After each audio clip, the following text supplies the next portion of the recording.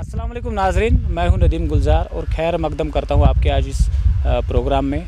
आज हम आए हुए हैं डूरू वेरीनाग।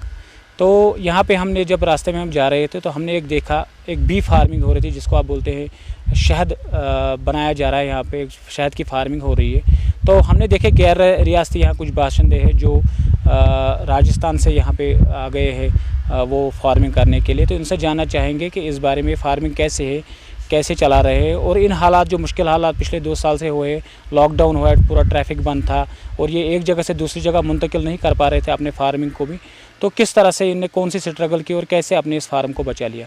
पहले आप अपना नाम बताइए और कहाँ से आए। मेरा नाम रिंकू वर्मा है, मैं राजस्थान का हनुमानगढ़ शहर का रहने वाला हूँ। अच्छा रिंकू जी, आप बताइए मुझे कि आपने किस तरह से इस प्रोजेक्ट में कहाँ से शुरुआत की और कैसे आप इंस्पायर हो गए कि ये प्रोजेक्ट आपको करना है।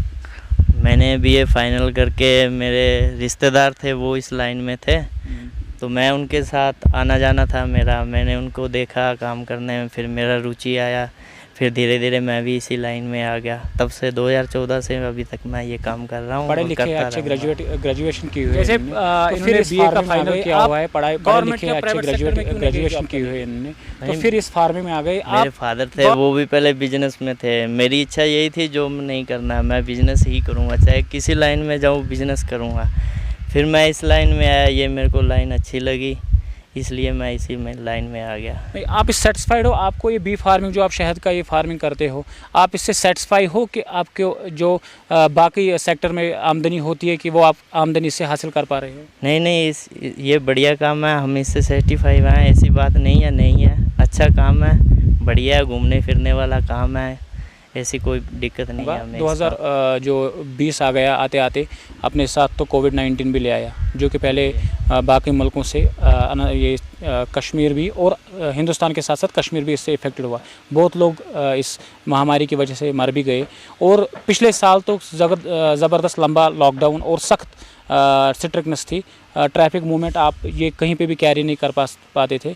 तो आपने कैसे इसको सेव कर लिया, क्योंकि अगर एक जगह से आप दूसरी जगह मुंतकिल नहीं कर पाओगे तो ये मर जाती है। तो आपने किस तरह से इनको सेव किया और कैसे आपने उस टाइम अपने फार्म को बचा लिया? उस टाइम सरकार ने ये योजना निकाली थी, जितने भी जैसे मान लो शहद मधुमक्खी वाले फार्म हैं या जैसे दूध वाले डेयरी वाले हैं या सब्जी वाले हैं, उनको सरकार ने परमिशन दी थी माइग्रेशन के लिए। ऐसी कोई वैसे मुश्किल आई भी थी, ऐसी बात नहीं है मुश्किल नहीं भी आई, लेकिन सरकार ने 1-1.5 महीने के बाद मधुमक्खी वालों के लिए राहत की एक स्कीम दी, जो जिन्होंने अपनी जैसे मंजूरी ली थी सरकार से, तहसीलदार से, उन्होंने हर जगह माइग्रेशन की थी। जो उधर भी थे कश्मीरी राजस्थान में, वो भी इधर पहुंचे थे, ऐसी बात नहीं है, लेकिन कुछ मुश्किलों का सामना करना भी पड़ा हमें। तो इस साल कैसा रहा, क्योंकि इस साल भी ये लॉकडाउन का इफेक्ट रहा पूरे हिंदुस्तान में, तो आपको कैसा रहा इस साल आपका सीज़न और कितनी मुश्किलें आपको आई इसमें ट्रांसफ़र करने में? नहीं, इस साल माइग्रेशन में हमें कोई दिक्कत नहीं आया। इस साल मधुमक्खी वालों को किसी को भी दिक्कत नहीं आई माइग्रेशन में, क्योंकि माइग्रेशन के लिए ट्रांसपोर्ट तो बंद हुआ ही नहीं था। इस साल लगभग चालू ही था ट्रांसपोर्ट, तो इस साल इतनी दिक्कत नहीं आई। पिछले साल ज़रूर हल्की फुल्की दिक्कत आई थी, बहुत बी कीपरों का नुकसान हुआ, माइग्रेशन नहीं कर पाए, उनके बक्से राजस्थान में ही ख़त्म हो गए थे इसलिए। अच्छा, ये फार्म चलाने के लिए किन किन चीज़ों का एहतियात करना पड़ता है? जैसे कि आप ने पहले बताया हमें ऑफ द कैमरा कि आप शिफ्टिंग करते हो यहाँ से, पहले राजस्थान कुछ महीने गुजारते हो अपने घर, फिर उसके बाद जब वहाँ पे गर्मी बढ़ जाती है तो फिर आप ठंडे इलाके की तरफ हिमाचल या जम्मू कश्मीर की तरफ रुख करते हो। ग्रोथ होती है जहाँ आपका प्रोडक्शन ज़्यादा बढ़ जाता है। कौन सा एरिया है वो जो जहाँ आपकी प्रोडक्शन बढ़ जाती है? इसमें पहले तो मेन सीजन राजस्थान में होता है, जैसे मान लो दिसंबर से स्टार्ट होता है, सरसों स्टार्ट होती है दिसंबर, जनवरी, फरवरी।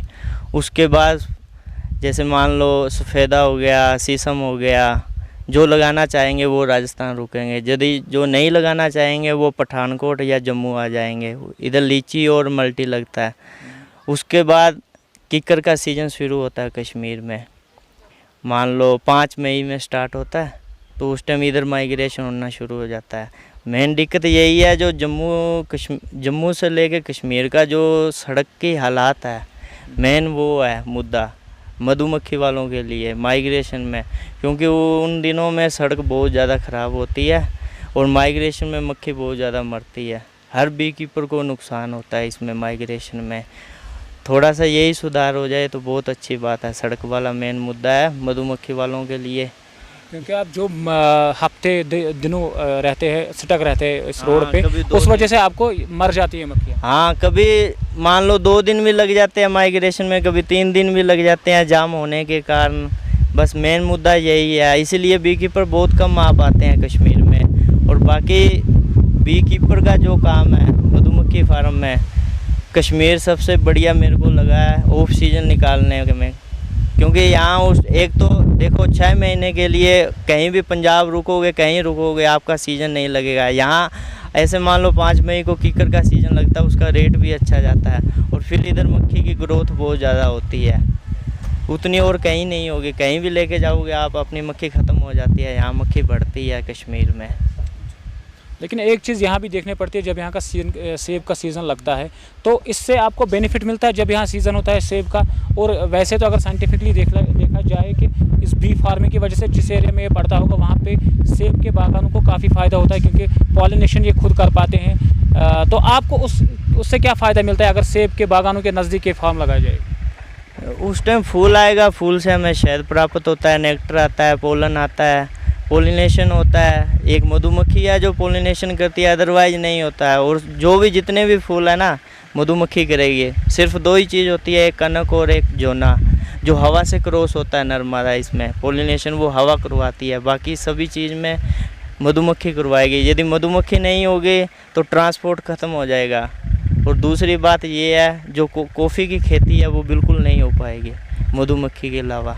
मनुष्य जीवन के लिए मधुमक्खी बहुत ज़रूरी है, पोलिनेशन के लिए। अच्छा, यूथ के लिए क्या आप पैगाम देना चाहते हो? जैसे कि अगर कोई यूथ, पहले तो अब कश्मीर में ये फार्मिंग अभी ख़त्म होने पे ही है, बहुत कम लोग इस तरफ रुझान कर रहे हैं, तो आपको लगता है कि ये सेटिस्फाइड जॉब है, यूथ इस पर अच्छा अर्न कर पाएंगे?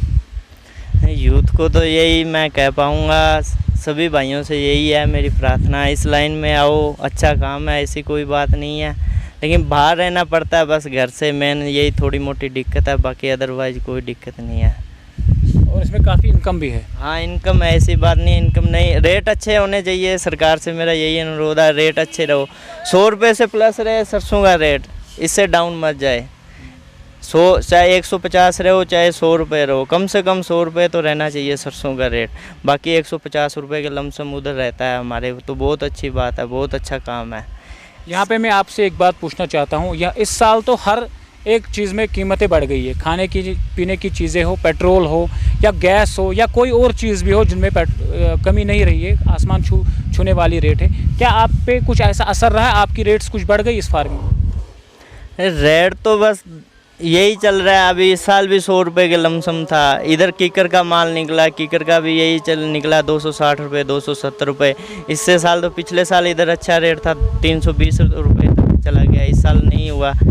तो हमारा भी शहद का रेट बढ़ना चाहिए, ऐसी बात नहीं है ना, सभी चीज़ का बढ़ रहा है तो शहद का रेट भी बढ़ना चाहिए। ये एंटीबायोटिक होता है तो हर दवाई में भी इसका इस्तेमाल किया जाता है, तो शहद की तो वैसे ही भी प्रोग्रेस आनी चाहिए, ऐसी बात नहीं है, नहीं होना चाहिए, बढ़ना चाहिए। तो हम अक्सर देखते हैं कश्मीर में जब सर्दी बढ़ जाती है वो शहद जम जाता है, तो लोगों को थोड़ी सी तशवीश होती है कि ये शहद कैसा है। आप इसके बारे में क्या बताना चाहेंगे कि ये शहद जमता भी है या पानी की तरह ही रहता है एकदम तेल की माफिक? मैं ये कहना चाहूँगा, जो कश्मीरी कीकर है मान लो, उसका शहद कभी नहीं जमेगा।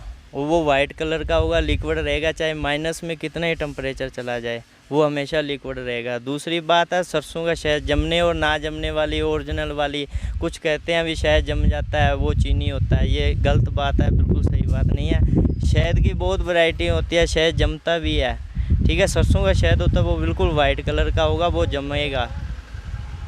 और दूसरी बात ये है, जब शहद जम जाता है उसको आप धूप में रख दो, वो लिक्विड बन जाएगा, या जैसे गर्म पानी के अंदर शहद को रख दो, वो भी लिक्विड बन जाएगा, तो उसको आप बाद में यूज कर लो। और दूसरी बात ये है, चाहे 5 साल 10 साल 15 साल जितने साल भी पड़ा रहेगा, शहद कभी ख़राब नहीं होगा, वो हमेशा उतना ही अच्छा, हाँ उतना ही अच्छा होगा वो। और एक मैं जितने भी स्टूडेंट हैं उनके लिए कहना चाहूँगा, जिन स्टूडेंट को शाम को सोते वक्त जो किताब को उठाते हैं, पढ़ने के टाइम बैठते हैं, उनको नींद आती है, उनको शाम को टाइम 1 चम्मच ज़रूर शहद लेना चाहिए।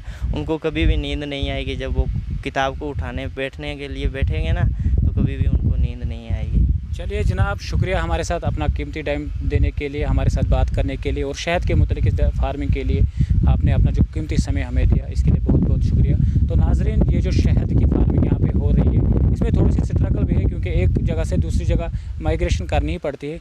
लेकिन जैसे कि इन्होंने बता दिया कि इसमें अब थोड़ा सा प्रॉफिट अच्छा आना शुरू हो गया है, तो लोगों को चाहिए कि इस फील्ड में आइए क्योंकि हमारा विरासती